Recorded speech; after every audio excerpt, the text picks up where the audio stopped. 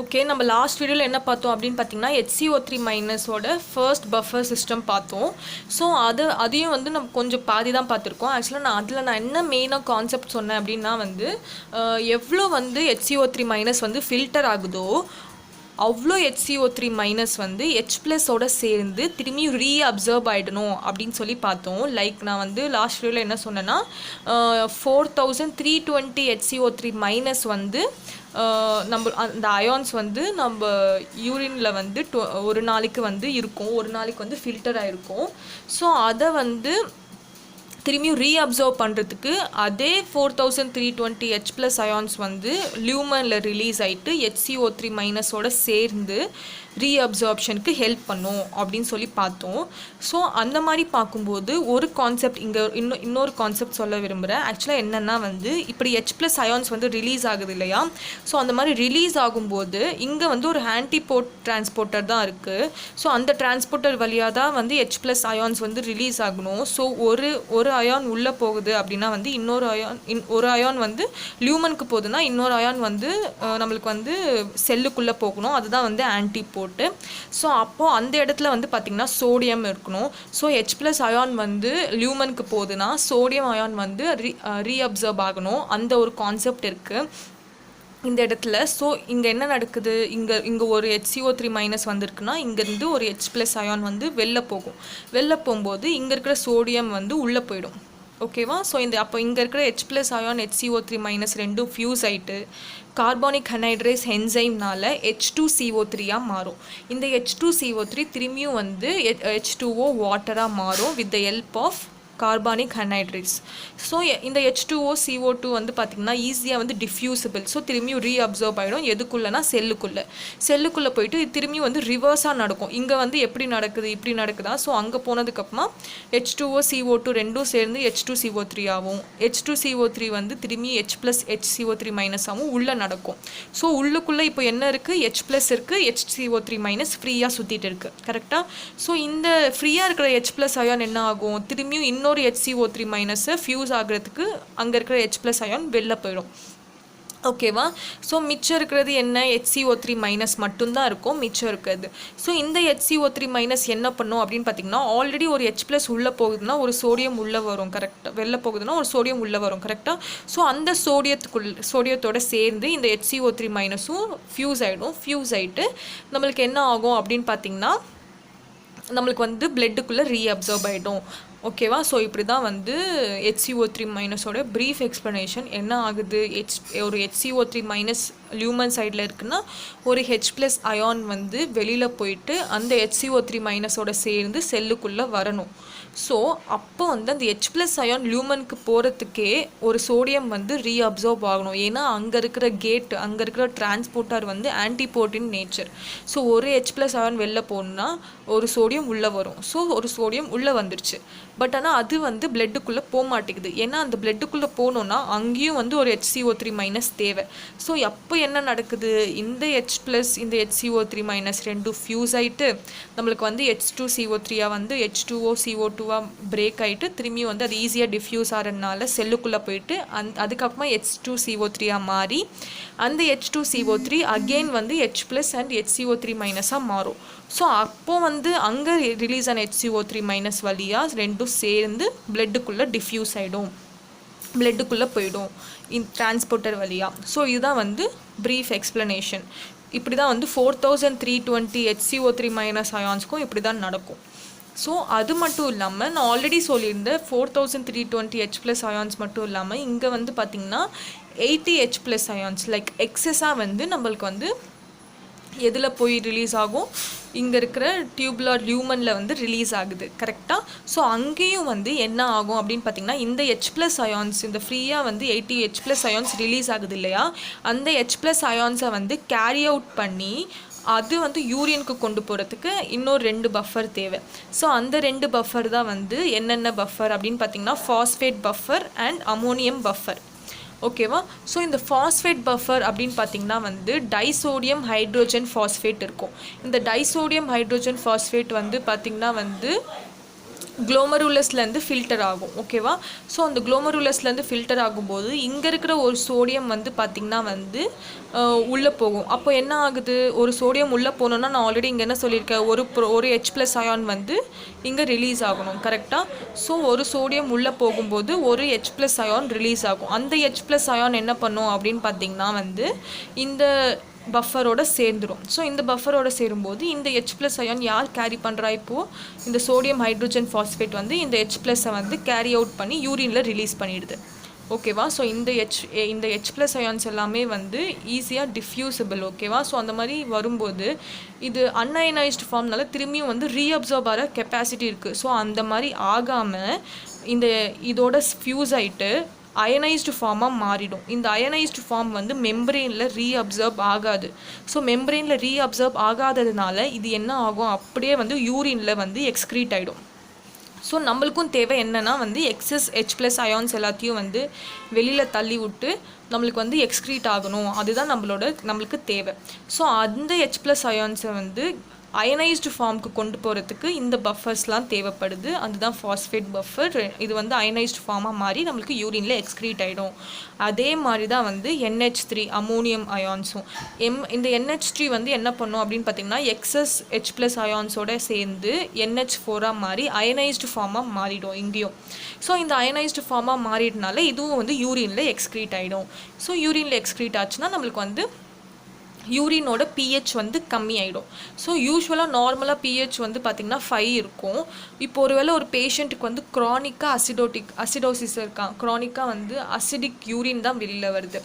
Like எப்படி சொல்ல வரேன்னா வந்து ஒரு பேஷண்ட்டுக்கு வந்து பிளட்டில் வந்து metabolic acidosis or something acidosis இருக்குது. ஓகேவா?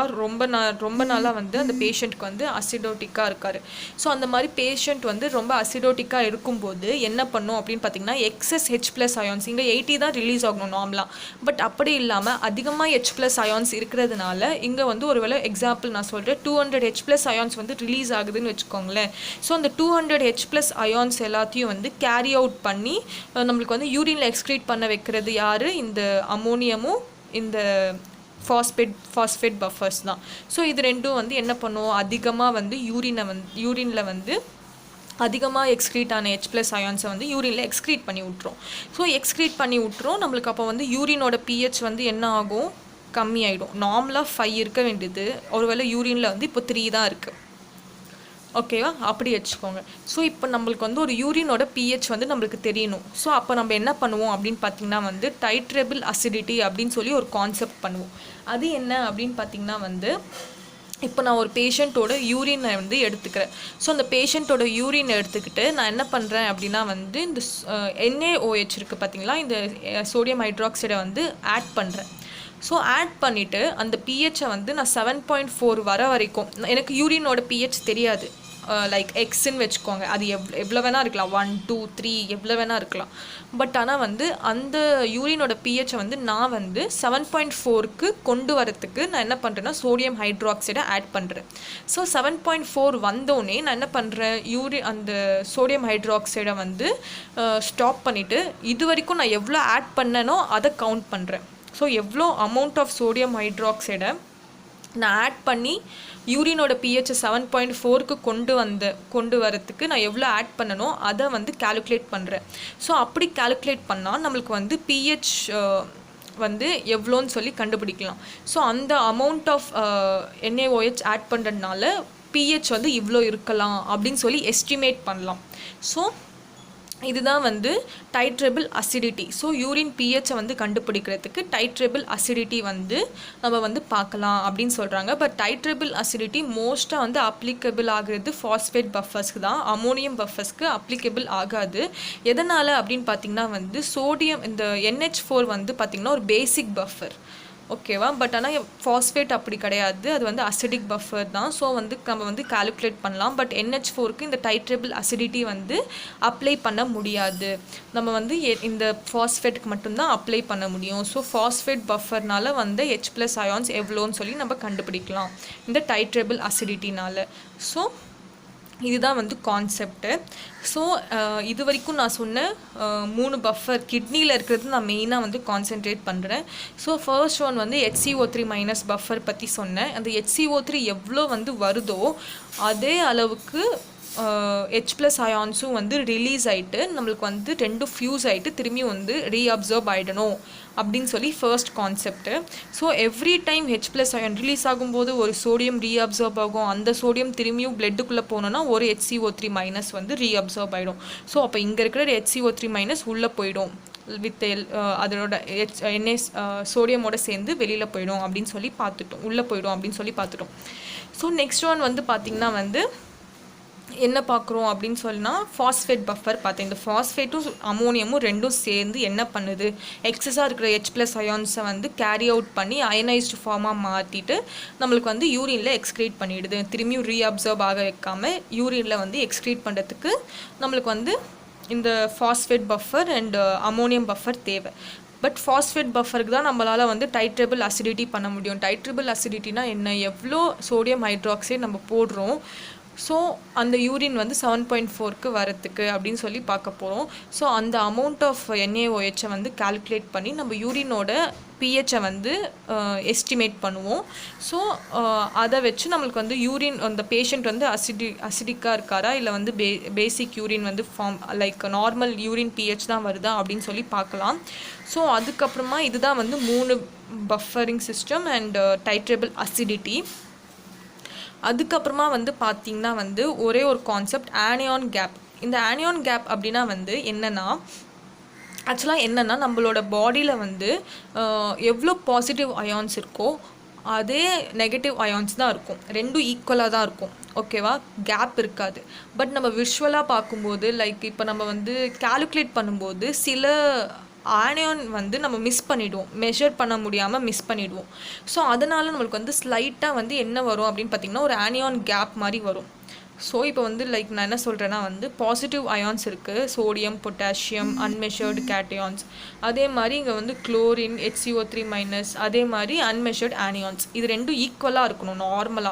நார்மலாக ஈக்குவலாக தான் இருக்கும். பட் ஆனால் நம்மளால் வந்து சில ஆனியான்ஸ் வந்து கால்குலேட் பண்ண முடியாததுனால நம்மளுக்கு வந்து ஆனியான் கேப் வந்த மாதிரி இருக்கும். ஓகேவா, இப்போ நான் சோடியம்க்கு வந்து பார்த்திங்கன்னா 141 மில்லி ஈக்குவலன்ஸு, இந்த குளோரினுக்கு வந்து 105, HCO3 மைனஸ்க்கு 24. ஆக்சுவலாக நான் எதுக்கு பொட்டாசியமை வந்து விட்டுட்டோம்னா நம்ம வந்து லாஸ்ட்டில் வந்து கால்குலேட் பண்ணுவோம் அது. ஓகேவா, இப்போ வந்து நான் வந்து என்ன சொல்கிறேன், இப்போ வந்து சோடியம் ஒரு பக்கத்தில் இருக்குது 141. ஸோ இப்போ நான் இந்த சைடில் இருக்கிற குளோரின் அண்ட் HCO3 மைனஸை வந்து ஆட் பண்ணிடுறேன். ஆட் பண்ணிவிட்டால் நம்மளுக்கு வந்து 105 + 24 129 வரும். ஸோ 141 மைனஸ் 129, ஏன்னா வந்து நம்ம ரெண்டுத்துக்கும் டிஃப்ரென்ஸ் கண்டுபிடிக்கிறோம். ஸோ 141 மைனஸ் 129 பண்ணிவிட்டால் நம்மளுக்கு வந்து 12 மில்லி ஈக்குவலன்ஸ் வரும். ஓகேவா, ஸோ இந்த 12 மில்லி ஈக்குவலன்ஸில் வந்து +or-4 பண்ணுவோம். அதுதான் வந்து பொட்டாசியமோட மில்லி ஈக்குவலன்ஸ், அந்த பொட்டாசியமோட வேல்யூ. ஸோ இப்படி வந்து நம்ம வந்து 12 மில்லி ஈக்குவலன்ஸ் +or-4 பண்ணிவிடுவோம். ஆக்சுவலாக இந்த ஆனியான் கேப் வந்து இதுதான் வந்து நார்மல் வேல்யூ. இது இருந்தாலே போதும். இப்போ 12 - 4 லைக் 8 to 16 நம்மளுக்கு வந்து ஆனியான் கேப் இருக்கணும். ஆனியான் கேப்னா என்ன, சில ஆனியான்ஸ் வந்து நம்ம மிஸ் பண்ணிவிடுவோம், நம்ம மெஷர் பண்ண முடியாமல். அதனால் வந்து நம்மளுக்கு ஒரு ஆனியான் கேப் ஒரு வேல்யூ வரும், அதுதான் இந்த ஆனியான் கேப். இது இவ்வளோ இருந்துச்சுன்னா நம்மளுக்கு நார்மல் அப்படின்னு சொல்லி நம்மளுக்கு வந்து ஒரு மெஷர்மெண்ட் வரும், ஒரு வேல்யூ இருக்குது. ஸோ இப்போ வந்து நம்ம பயோகெமிஸ்ட்ரியில் படிச்சிருப்பீங்க ஹக்மா நக்மா அப்படின்னு சொல்லி. ஹக்மா நக்மானா வந்து என்னென்னா வந்து high anion gap metabolic acidosis. இது வந்து பார்த்திங்கன்னா normal anion gap metabolic acidosis அப்படின்னு சொல்லி 2 டாபிக் இருக்குது. ஆக்சுவலாக வந்து எப்போ ஆனியான் கேப் நார்மலாக இருக்கும், எப்போ வந்து ஹையாக இருக்கும் அப்படின்னு சொல்லி பார்க்கலாம். ஆக்சுவலாக அசிடோசிஸ்னால் என்ன, H+ அயான்ஸ் அதிகமாக இருக்குது நம்ம பாடியில், கரெக்டாக HCO3 மைனஸ் அயான்ஸ் கம்மியாக இருக்குது. அப்போனா வந்து HCO3 மைனஸ் அயான்ஸ் கம்மியாக இருக்குன்னா நம்மளுக்கு ஆனியானோட டோட்டல் வேல்யூ வந்து குறைஞ்சிடும். இப்போ வந்து இங்கே 24 இருக்குன்னா ஒரு 18 தான் இருக்குன்னா நம்மளுக்கு வந்து இந்த வேல்யூ குறைஞ்சிரும். அப்போ வந்து ஆனியான் கேப் வந்து அதிகமாகும், கரெக்டாக. ஸோ வந்து அங்கே வந்து நம்ம என்ன சொல்லுவோம், high anion gap metabolic acidosis அப்படின்னு சொல்லுவோம். இதுவே வந்து NAGMA normal anion gap metabolic acidosis எப்போ வரும் அப்படின்னு பார்த்திங்கன்னா நம்ம பாடிக்குள்ளே இருக்கிற ஆசிடே வந்து லைக் இப்போ நான் வந்து ஒரு எக்ஸாம்பிள் HCl நான் வந்து எடுத்துக்கிறேன். ஓகேவா? ஹைட்ரோக்ளோரிக் ஆசிட் இது வந்து அதிகமாகுது. அப்போது இது வந்து ஆசிட் தான், நான் ஆசிட் இல்லைன்னு சொல்லலை, ஆசிட் தான் அதிகமாகுது. ஸோ ஆசிட் அதிகமாகும்போது நான் ஆல்ரெடி சொன்ன மாதிரி HCO3- என்ன ஆகும்? குறையும். கரெக்டாக? பட் ஆனால் நீங்கள் பார்த்தீங்கன்னா இதில் வந்து Cl- இது இருக்குது, அயான் இருக்குது. கரெக்டாக? ஸோ அப்போ இது என்ன ஆகுது? Cl- இன்க்ரீஸ் ஆகுது, HCO3- டிக்ரீஸ் ஆகுது. ஸோ ரெண்டுமே காம்பன்சேட் ஆகிடுது. ஸோ காம்பன்சேட் ஆகிறதுனால normal anion gap metabolic acidosis அப்படின்னு சொல்லி வருது. ஸோ இதுலேருந்து என்ன தெரியுது? எந்தெந்த மெட்டபாலிக் அசிடோசிஸ்லலாம் உங்களுக்கு வந்து குளோரின் வந்து இருக்கோ, லைக் ஹைட்ரோக்ளோரிக் ஆசிட் அப்படின்னு சொல்லி இருக்கோ, அந்த இடத்துலலாம் வந்து பார்த்திங்கன்னா வந்து உங்களுக்கு வந்து மெட்டபாலிக் அந்த ஆனியான் கேப் வந்து நார்மலாக இருக்கும். பட் எதுலலாம், எந்த ஆசிட்லலாம் குளோரின் அயான் இல்லையோ அதிலலாம் வந்து நம்மளுக்கு வந்து ஹை ஆனியான் கேப் இருக்கும். ஸோ புரிஞ்சிருக்கோன்னு நினைக்கிறேன். எந்த ஆசிட்லலாம் குளோரினும் இருக்கோ அப்போ வந்து குளோரினும் இன்க்ரீஸ் ஆகும், at the same time HCO3- decrease ஆகிறதுனால ரெண்டுமே காம்பன்சேட் ஆகிடும். பட் ஆனால் வந்து இந்த H+ அயான்ஸ் மட்டும் இன்க்ரீஸ் ஆகிற சில ஆசிட்ஸ் இருக்கும். ஸோ அது மட்டும் இன்க்ரீஸ் ஆகுதுன்னா HCO3- வேல்யூ கம்மியாகிறதுனால நம்மளுக்கு ஆனியான் வேல்யூ கம்மியாயிடும். ஸோ இதில் இருக்கிற கேப் வந்து கம்மியாயிடும், கேப் வந்து அதிகமாகிடும், டிஃப்ரென்ஸ் அதிகமாகிடும். ஸோ இப்போ 141 இருக்குது, இப்போ வந்து இதில் நான் ஒரு 18 தான் வருது அப்படின்னு சொல்லி பார்த்தீங்கன்னா அப்போ வந்து நம்மளுக்கு வந்து வேல்யூ கம்மியாயிடும், இங்கே இருக்கிற வேல்யூ கம்மியாயிடும். ஸோ வந்து அந்த ஆனியான் கேப் வந்து அதிகமாகிடும். ஸோ இதுதான் வந்து ஹை ஆனியான் கேப் மெட்டபாலிக் அசிடோசிஸ்னால் and normal anion gap metabolic அசிடோசிஸ்னால். ஸோ இதில் நம்ம வந்து பார்த்தது மெயினாக வந்து 3 பஃபரில் chemical buffer, respiratory buffer, kidney buffer. Kidney பஃபரில் அகெயின் 3 பஃபர்ஸ் பார்த்தோம், HCO3- ஃபாஸ்ஃபேட் அண்ட் அமோனியம். இதில் வந்து ஃபாஸ்ஃபேட் அண்ட் அமோனியம் மெயினாக வந்து என்ன பண்ணுது? எக்ஸஸாக ரிலீஸ் ஆன H+ அயான்ஸ் எல்லாத்தையும் வந்து கேரி அவுட் பண்ணி அயனைஸ்டு ஃபார்மாக மாற்றிட்டு அதை வந்து திரும்பி ரீஅப்சர்வ் பண்ணாமல் யூரினில் எக்ஸ்க்ரீட் பண்ணிடுது. ஸோ இதில் வந்து மெயினாக வந்து ஃபாஸ்ஃபேட் பஃபருக்கு மட்டும்தான் நம்மளால் வந்து டைட்ரபிள் அசிடிட்டி பார்க்க முடியும். ஏன்னா வந்து இது வந்து ஒரு பேசிக் பஃபர்னால பார்க்க முடியாது. ஸோ அப்படி பார்த்து நம்ம எவ்வளோ சோடியம் ஹைட்ராக்சைடை வந்து ஆட் பண்ணமோ அந்த அமௌண்ட்டை கால்குலேட் பண்ணால் நம்ம பிஹெச்சை வந்து எஸ்டிமேட் பண்ணிடலாம். அதுக்கப்புறமா ஆனியான் கேப் பார்த்தோம். ஆனியான் கேப் எப்படி வந்து கால்குலேட் பண்ணணும்? கேட்டியான்ஸ் எல்லாத்தையும் ஒரு பக்கம் ஆட் பண்ணிடணும், ஆனியான்ஸ் எல்லாத்தையும் ஒரு பக்கம் ஆட் பண்ணிடணும், ரெண்டுத்தையும் வந்து மைனஸ் பண்ணணும். மைனஸ் பண்ணிச்சுன்னா நம்மளுக்கு ஆனியான் கேப் கொஞ்சம் வரும். ஆனியான் கேப் எதனால் வருதுன்னா சில வாட்டி நம்மளால் வந்து மெஷர் பண்ண முடியாது. ஸோ அதனால தான் ஆனியான் கேப் வரும். அந்த ஆனியான் கேப்போட நார்மல் வேல்யூ பார்த்திங்கன்னா 8 to 16 இருக்கும். பட் ஆனால் வந்து சில வாட்டி வந்து ஹையாக இருக்கும், சில வாட்டி நார்மலாக இருக்கும் அசிடிக் நேச்சரில். ஏன்னா அசிடிக்கில் வந்து H+ அயான்ஸ் வந்து அதிகமாகிடும், HCO3- வந்து கம்மியாயிடும். ஸோ HCO3- கம்மியாகிறதுனால நம்மளுக்கு வந்து இங்கே ஆனியான் வேல்யூ வந்து கம்மியாயிட்டதுனால நம்மளுக்கு வந்து கேப் வந்து அதிகமாக வர மாதிரி தெரியும். ஸோ அந்த நேச்சரில் வந்து ஹக்மா வரும். பட் ஆனால் வந்து எப்போல்லாம் வந்து ஆசிடில் வந்து குளோரின் இருக்கோ அப்போல்லாம் வந்து பார்த்திங்கன்னா வந்து நம்மளுக்கு வந்து என்ன ஆகும் அப்படி பார்த்தா ஆனியான் கேப் வந்து காம்பன்சேட் ஆகிடும். லைக் குளோரின் இன்க்ரீஸ் ஆகுது, HCO3- டிக்ரீஸ் ஆகுது. அந்த மாதிரி இடத்துல ஆனியான் வந்து காம்பன்சேட் ஆகிறதுனால நம்மளுக்கு ஆனியான் கேப் வந்து நார்மலாக இருக்கிற மாதிரி இருக்கும். ஸோ இதுதான் வந்து கான்செப்ட். இதுதான் வந்து ஆசிட் பேஸ் பேலன்ஸ். ஸோ இதோட ஃபிசியாலஜி ஆஃப் கிட்னி முடிஞ்சிடுச்சு.